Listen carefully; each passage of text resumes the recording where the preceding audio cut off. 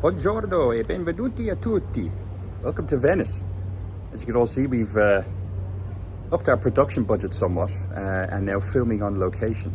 I've been told, I'm being told quite seriously that we're not going to make this a habit. But I think Venice is a great place to talk about change. What do they say? Come to Venice. It'll change not your life, it'll change your very soul. It's also a great place to bring your wellness program smartwatch because you will walk for miles. Anyway, see you guys at the end.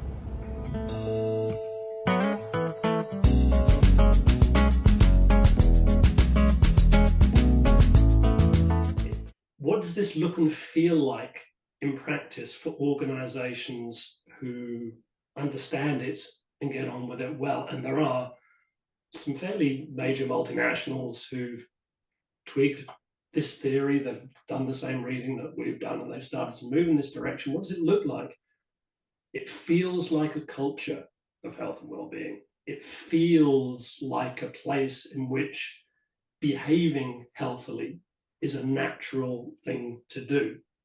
And organizations that aspire to move in this direction and want to be successful from a health and well-being perspective need to create that. And they do that, and you started, thank you, taking a view across the four contexts across the top, is by making changes in all four contexts at the same time. Because if you don't, you get this rather curious effect of energy or change in one of the contexts. So you're saying this up, a wellness program, the classic one that we call a wellness program, or the world calls a wellness program, is, as you say, focused entirely on the individual.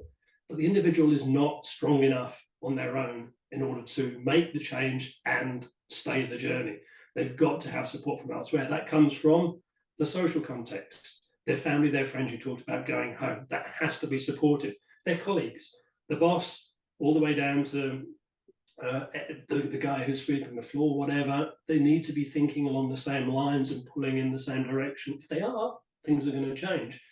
If the physical space is the walls, the machines in which we sit in front of, the offices that we surround ourselves, what's on the factory floor, the paintings on the floor, whatever, the staircases, if they're influencing you to engage in them in a different way and do different things, that's supporting you on the journey. And then the systems piece is the policies, the procedures. It's at the highest level in the country, it's legislation and so on. All those things, if they're pulling in the same direction, guess what? Change is going to happen. It's inevitable. It's impossible for it not to happen. So it's not so much hard to change. It's hard to understand all the influences, or the difficult part is thinking about all those influences and getting them aligned in the direction of travel. And when I look at this, Colin, I always think, well, where would, you try to think of applicability, where it would go. And I always think, from our biggest potential for change in terms of wellness, I still think sits very much in the workplace in South Africa. And it's certainly the areas where I think workplaces underestimate the influence that they have on their employees, good or bad.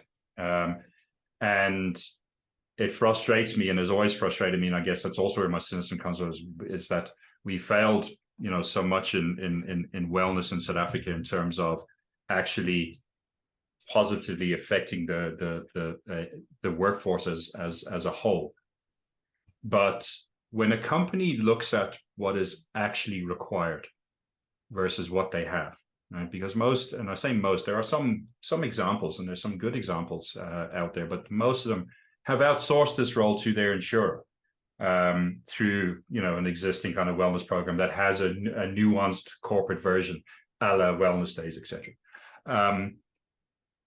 When they begin to realize that, hang on, we're very far away from what we need, and if they're sincere about what they want to do, and we always hope they would be, the discussion is always going to go, we know where this discussion is going to go. It's the hard discussion. The guy's going to sit down and say, yeah, but okay, look, I can, there's a lot I can do here. It sounds like a lot of money. right? And we are a business. We need to start accounting for this somehow. And the golden one is the dragon that they chase. Yes, it's always been where's the ROI? And don't come with me with happier people ROI. I want to see rands and cents, dollars, pounds ROI, right? We want to see this type of thing. And there's arguments that people say it doesn't exist or whatever the case is, but there's a lot to unpack there in the sense that how do you remove the overwhelmingness of this? What does a good example of this actually look like in real terms? Versus what we have now. I'm going to stop the share, Darren. I think they've probably got that. Hopefully, everybody's taken that. Everybody's screenshotted that now. You're in shit now. Yeah, that's it. Intellectual property's gone. Yeah. So, what does it look like in reality? It's your allusion there to it being costly. I disagree. This is just about understanding what the issue is and staying on the path. And none of the influences that we're talking about, I mean, apart from a little bit of structural change in terms of the space that you're in, working on your policies and procedures, none of these things are terribly challenging in terms of what you do. They are what HR departments are doing and should be doing anyway as part of their day-to-day tasks. It's just having a vision. So where organizations have got it right, what has changed? There is a purpose and vision which is attached to this particular area. So usually led by an enlightened CEO or a leader who's got the power to make the change, says we need to make our culture a healthier culture. What do we need to do? Make that happen, team. Go do it. So there's an umbrella that sits over the top, and the CEO that will then talk about it and start building that way of being in the organization. And then hopefully the rest of the directorial executive team will then buy in and start talking about it. HR would love to get this right, but if they don't have that visionary executive support for getting it right, it is just going to be a benefit. It's going to be rattling inside of a tin. It's not going to have the essence of change. So anybody who's impassioned by this needs to get the buy-in from the top level and to create that conversation internally, the internal communication. Once that is started, then there are a number of changes that typically take place, and they sit in I'm pointing at it like it's still on the screen, it's not there anymore. They start thinking about things in the full context. To begin with, inertia will take hold and efforts will be made, and it won't be obvious what impact is actually being had in practice. But the momentum gathers and it builds up and so on. And there are ways to implement which have some quick wins, which show up nicely and so on. But the point will always be that for it to continue and for it not to collapse, and I'll come on to don't let me get off the ROI conversation because I'm an actuary, I've got to talk about numbers, but for the change to maintain its momentum, you have to keep thinking about the full contexts and recycling the influences that happen in each of them so that it retains fresh. Some influences have greater longevity than others. Motivation requires constant refreshment in order to maintain and engage and bring people along. The great thing about it is that it's like any movement. Once it gathers momentum, it's actually hard to stop. So once you've got a core group, and one of the catalysts for change that you'll be familiar with that we use as a methodology to get people to move forward is the concept of change agents. One of the reasons people don't change is they see something that they can't relate to. Cigarette packets may be one. Extremely healthy people, exercising, buff, really great physical shape individuals. You're sedentary, you're overweight, you don't associate with that person at all. So when somebody talks about exercise, you see something that's alien to you completely. Yeah. The idea that exercise can be walking a dog is difficult in South Africa, I know, but I mean, it is more difficult than it is here anyway. Yes. But something simple like that, taking a walk, doing something that is easy for you, a small step forward, actually has an amazing impact on your health risks and prospective future.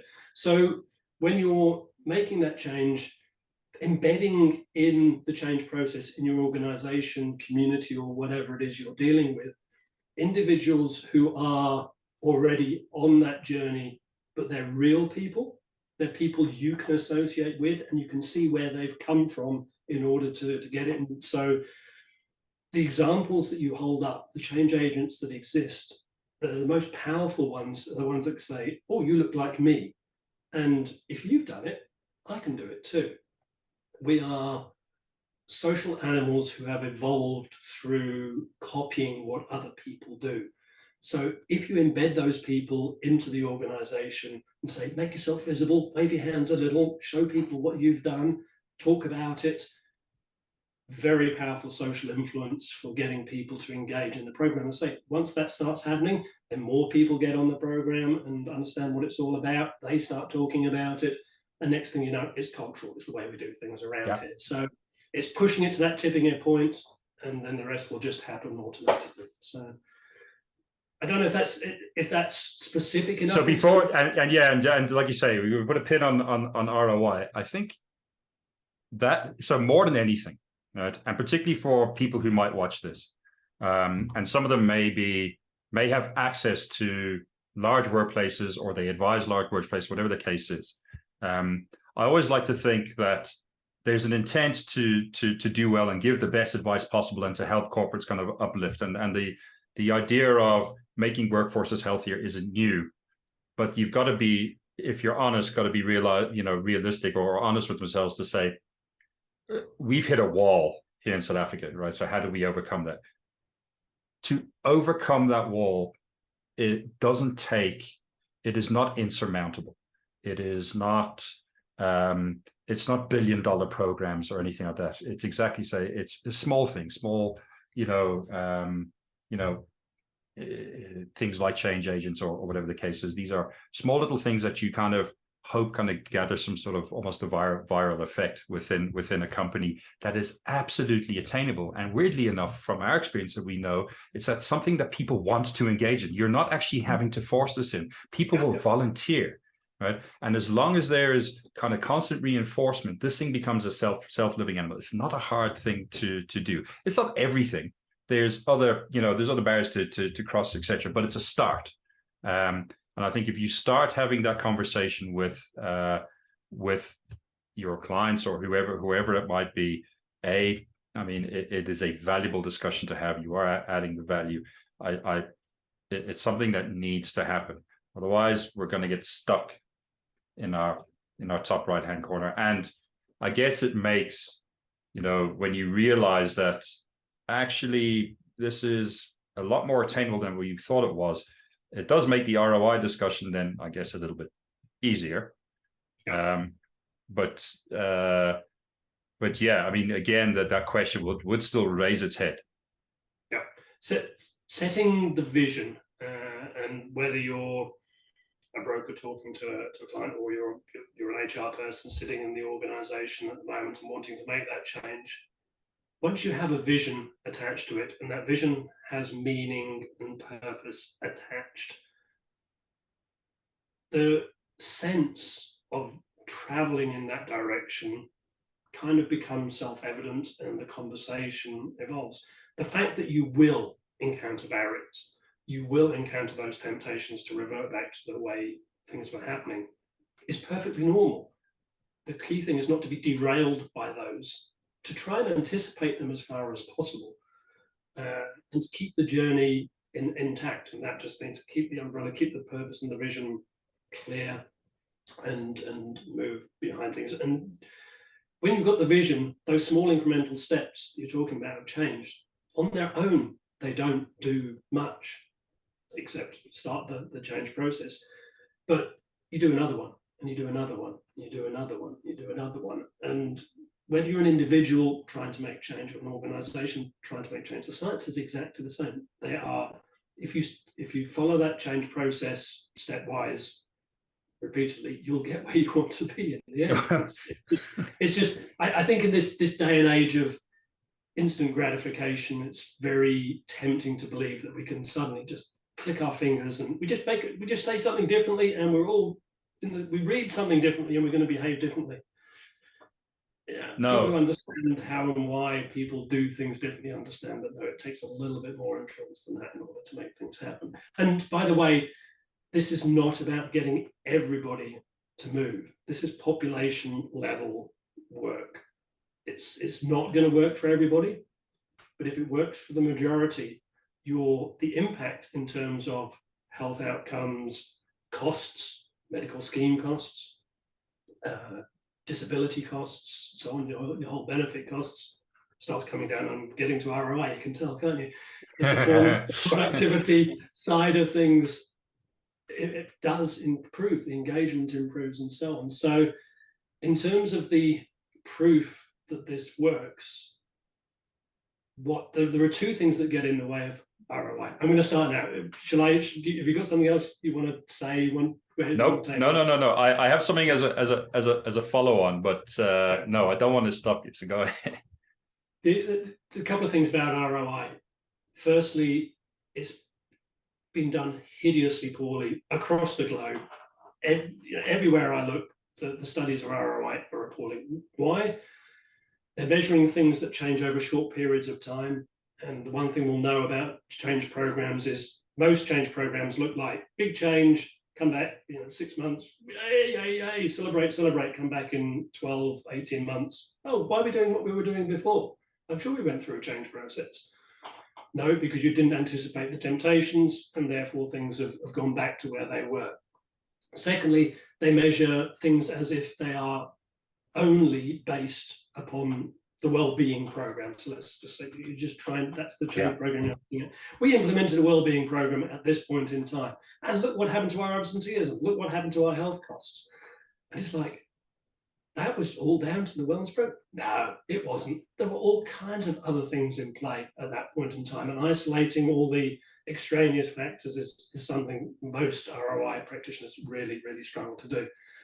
So ROI, generally speaking, most of what you read about ROI is rubbish, and you're right to doubt it. Everybody who has a doubter's hat on at this point. However, having done the research to understand the relationship between behavior change and outcomes, am very convinced that there is ROI in this process. And gut feeling probably takes you to that conclusion, but the numbers have always been highly suspect, and that's why. So if you actually understand the relationship between the starting point, which is the behavior change, we do something differently on an ongoing basis, and then that creates a change in the risk factors, your biometric risks. That creates a change in health conditions and outcomes. And that also, by the way, improves performance and productivity. And all of those have good research backing them, published research, university approved research to explain the relationship between those steps in the journey. Then building an evaluation of ROI is possible. It's prospective, it's actuarial, it's coming in the future.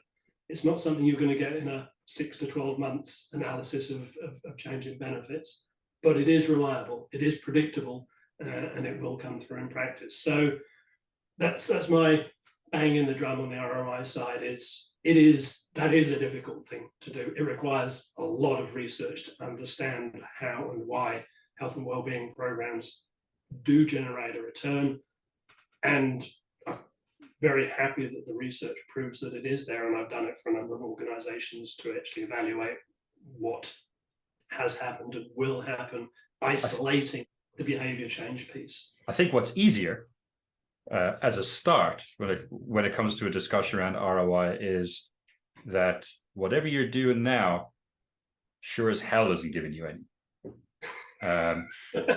So if you use that as a starting point to say, guys have got quick to go to ROI all the time, and I've had the discussion all the time, and it's like, well, really, are you getting, some sort of measurable return now, based on, whatever you do? Because if you are, please, by all means, share it. And yes, we've yet to see one. And yeah, I think so. That's kind of step number one, is when there's a realization is that actually we're not getting anything now, right? We're probably worse off, carrying on the way that we're carrying on. I think the first realization, like any process like this, is realizing, well, there's some work to do, or it's not working, and we would need to move on. The idea around the longevity of things is important, and I think if people are skeptical, I've always said this, is that people tend to be less skeptical about preventative dental benefits for children. No one ever questions that. They think that's great, but you ask them, why is it great? And it's kind of because kids need clean teeth and all of that. But what's preventative about it? No, well, it stops. And not realizing that the preventive, or the value in the prevention there, is not when they are teenagers or early adult. It is much later in life, because left untreated, then you are now looking at serious health conditions in their 30s and 40s when they're 12. Now that's very deep and scientific, and not everybody kind of knows that. And there's lots of, almost everything we do in preventive medicine is not for the tomorrow. It is for when you become expensive to us, right? When you're in your 70s and 80s, whatever, we're hoping, we can push that hip replacement off as far as humanly possible, if not at all. But we need to do the work now. That's when the ROI comes. And if anybody is cynical about the financial value of that, insurers are the world's worst, right? When it comes to rands and cents. They are just about, right, what do I need to do now so I do not pay for it here? That is our ROI. What am I getting over here? They are the best example in the world of where the return is. To outsource things is always easy. And I guess when the outsourcer comes and tells me with a very high level of evidence that, that this has worked, and you're like, thank you very much, I will take that to the person that matters, it's worked. Okay, great. That's taken care of, because it's very rarely a top priority, especially not in our economy and state here. So think of it the flip side. How should somebody know it's working? I mean, what are the things that they'd look for to say, yeah, look at that. Now, this is definitely working, and it's actually good evidence that it's working? What you would see when you walked through the door, we're talking about a corporate context here, yeah? Yeah. Because I think the individual context would be self-evident, right? You'll know, I'm a new person now. I'm no longer at risk, and, you are eagerly engaging. So I think you'll feel exactly. that. So the feeling thing is a curious thing. We dismiss the power of our feelings as humans a little more than we should. When you walk into an organization, you get a feeling for that organization. How does it behave? What is it doing? So when you have been successful, probably you'll walk into the organization and it will feel like an organization that is healthy in its behaviors and its attitudes. There are very many manifestations of this, and there are some great writers in the States and bloggers in the States at the moment who have latched on to understanding what it is that creates a healthy culture. But I want to pull in your point about the productivity side of things. They've understood it in the context of the workplace and the work systems as a whole. It's just one embedded piece in the way in which things are done around here. So the question is, if you are a new employee in that organization, your sense will be, I behave in a healthy way. How might that manifest itself? Well, we have rules around not emailing after certain times of the day. We manage health and well-being in a prospective way that creates trust and confidence in the individuals and the way in which they interact within teams and within the organization. There's freedom to speak and have an opinion. There's no fear in the organization. These are, broader concepts than the health and well-being conversation that we're having, but you can bet your bottom dollar or bottom rand that there is a health piece to that whole conversation, because it would be incongruent to have an unhealthy lifestyle if you didn't have all those things. And by those things are just mental health and all the other challenges that we are facing up to increasingly in the way in which workplaces are and the way in which they're run. So the answer is not in the ROI. The answer is not that there's a scientific proof out there or whatever. That's not the thing that's going to tip most people over. It's, what does it feel like to be part of this organization? What does it feel like to deal with this organization? If you are a customer of that organization, you also get that sense of, these people seem confident. I can trust what they say. There's an integrity in the way in which they behave. These are, this is language. This is not a language of health and well-being, but it is very much associated with that success that you're trying to allude to, which just speaks to it being, it's a broader conversation. If you think breadth, and when you are trying to set these programs up, then you're in the right frame of mind, which means it's not challenging, but you will see the CEO refer to health as part of the success factors for the organization. For the company. We have trended in a certain way. We have lower biometric risks showing up in our screenings than have happened in the past. It matters to me, and therefore it matters to the organization. So unsuccessful ones are where HR are jumping and screaming and waving their hands and plugging in programs that they can buy from the insurers. Successful ones are ones where the organization is on a journey and they know where they're going. You must have come across some in terms of, an example of successful program. We certainly have enough of unsuccessful ones. I mean, if you had to try and distill the and I guess you'd both be very rich men if we could do it, but if you distill the essence of what was it about the organization that bought into it versus those that maybe don't or find the idea difficult?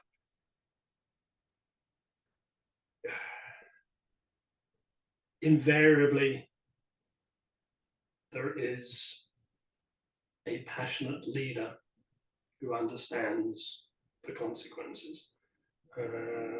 So convincing somebody, for whatever reason, that's in a senior leadership position that this is the right thing to do, is going to be part of getting that done. That's not to say it can't come out of HR. They just got to understand that the conversation needs to happen elsewhere. This part about it being a journey rather than an event, I think there's the attempt to try and create the answer quickly and prove that you've been successful is distasteful in the genuine wellness, performance, productivity context. You can't do it quickly. Don't try to do it quickly. Be patient, which is why, as I say, I don't think any of what we talked about in terms of the solution, the 4 powers type solution, the contextual influence type solutions, should be done with any great investment at all. The only investment, is getting an understanding of what is it we should change. Where are our problems at the moment? Where are those barriers? What temptations will people experience? What social influences do we have in the workplace? How can we bring the individuals along in this journey? What stories should we tell?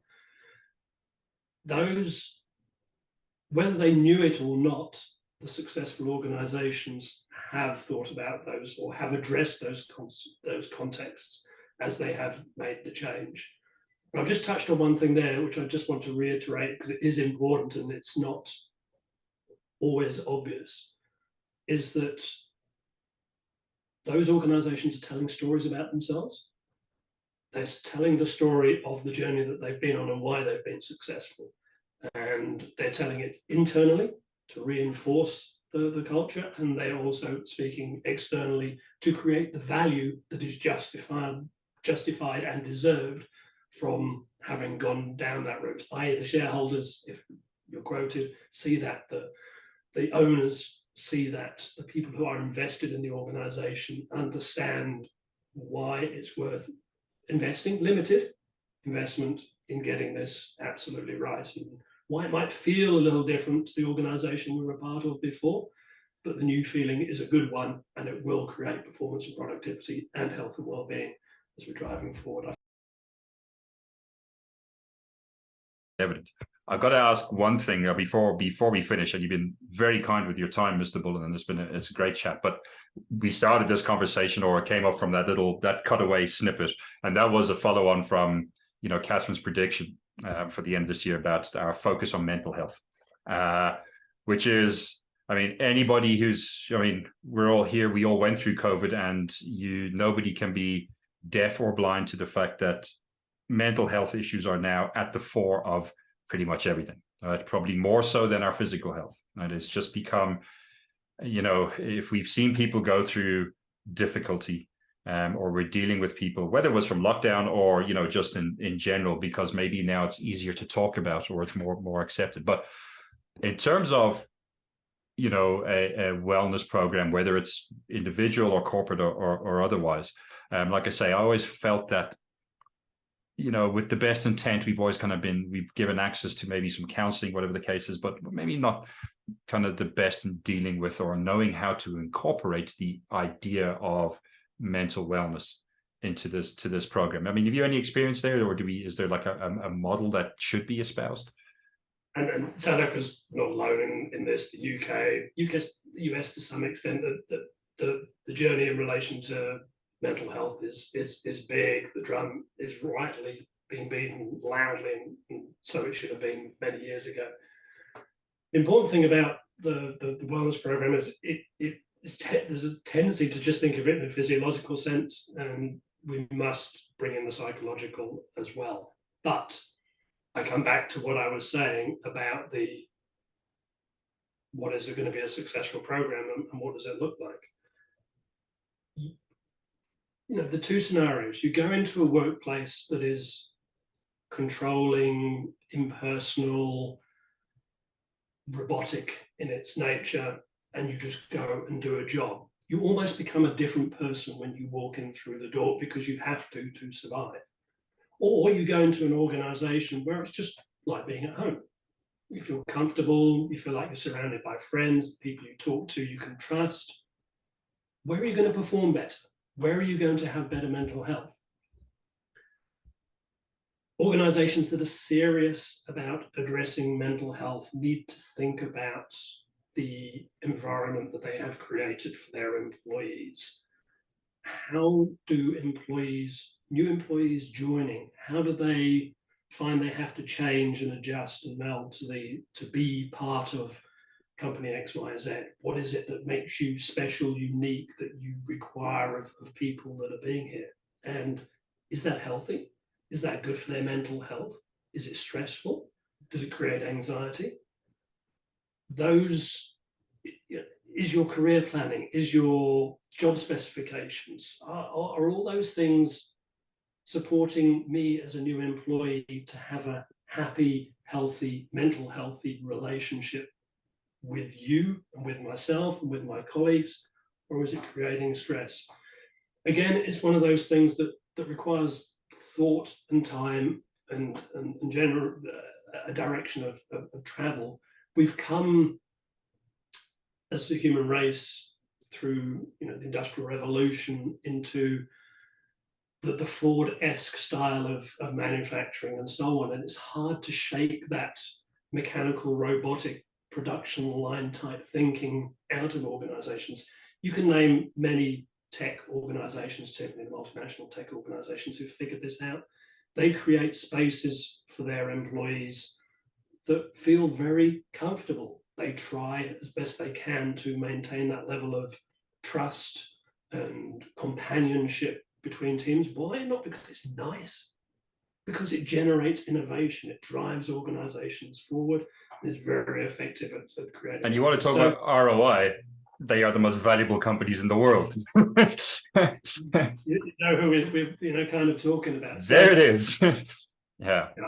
So the mental health piece comes a lot with what goes on in the broadest context in the workplace. And Mr. Employer, you're in control of that. You can change that, and you can make it a less stressful, less anxious place for people to be. And that will have rewards in twofold. One, they won't be calling the AAP and they won't be off sick. On the positive side, more innovative, higher performance that comes from within. So it's all part and parcel of the same thing. And the wellness program, as we would like to have defined it at the beginning, rather than the one that we have at the moment, can be the foundation platform to create that culture that's that you're actually you're aspiring for. That is Indeed.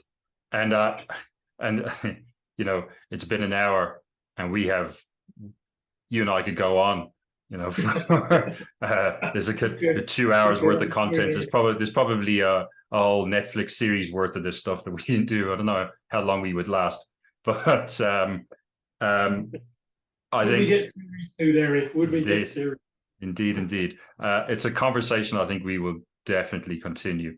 But I think for today, Colin, thank you very, very much for your time. So for any of you that want to speak to Colin and want to get hold of Colin, get hold of his company. I'll put everything in the description if you're okay with that, Mr. Bullen. I know you're always up for a good chat. Happy to talk to anybody about anything in this space. It's a tough space, and there's a lot of learning to be done. So I'm very open to meeting new people and talking about it. Yes, please do. I think we'll all be the better off for it. Colin, thank you very, very much. Thank you all for watching. If you stuck it out this long, this will probably be a series of a couple. I think we can milk this a little bit, Colin. But a fascinating chat. I've enjoyed the hell out of it. Thank you very, very much. And yeah, we'll see you all in the next one. Take care.